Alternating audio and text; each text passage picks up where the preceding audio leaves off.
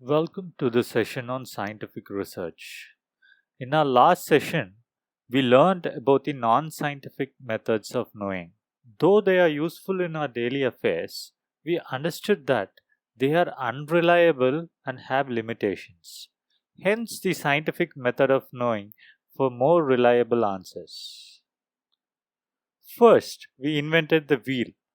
Then, two wheels were connected by another person and the cycle was made. It became a motorbike sometime later. Another man came to build cars.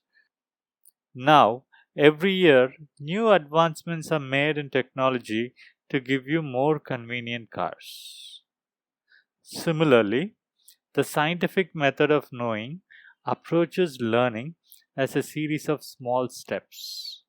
One person generates knowledge, that knowledge is shared in the form of books and research papers.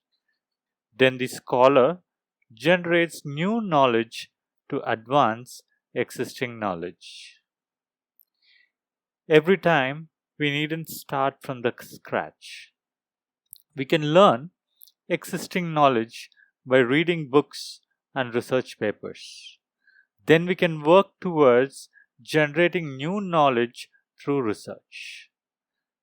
That is exactly why scientific research has to be public.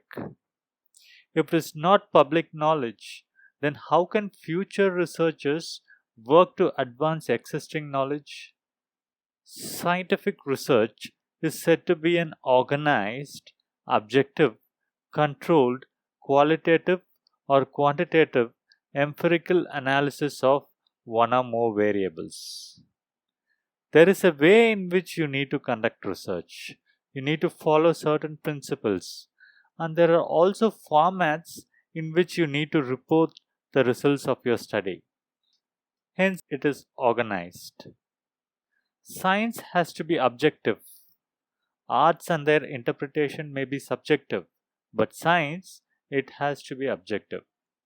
Being in the social science domain, we are in between them. This is where our Ramakrishnan had his doubts. Let me explain this. Let's see how science is subjective. Let's say you go to a vegetable vendor, you ask for 1 kilo of potatoes. He gives you just one small potato. You question him, I asked you for 1 kilo and you have given me just one tiny potato. The vendor says, it is 1 kilo for me. Will you accept that? Weight is a scientific scale. It has to be objective or common for all. He can't say, I have my own personal scale or personal perception about weight and this is my 1 kilo. It is unacceptable. Let's move to the subject of arts.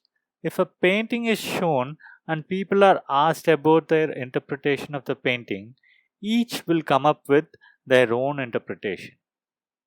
Of course, science looks for objective generalizations to be considered as acceptable knowledge. In the scientific purview of things as well, the world is objective, ruled by the laws uncovered by science. For example, the acceleration due to gravity is the same for you and me. In all probability, one cannot survive a fall from the top of a 13-story building straight onto hard ground. Science is empirical. We deal with things that can be measured. We look into how to measure even the unmeasurable things in the forthcoming chapters. Science has to be systematic and cumulative. That is, new knowledge is built upon existing knowledge.